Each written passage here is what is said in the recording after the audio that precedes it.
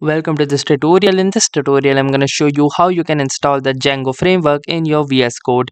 So in order to start, first move on to the terminal of your Visual Studio's code and type in the following command, which is pip install Django. Once you will type this, simply hit the enter button and wait for the initialization process to happen. As here you can see that the initialization process has started and packages and dependencies are being downloaded and installed. Just wait for the process to happen and our Django will be installed in no time.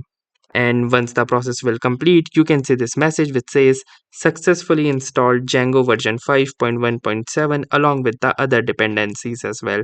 So that's it for this video. I will see you in the next one. If you like this video, make sure to hit the like button as well. Comment on this video, share it, and don't forget to subscribe to our channel.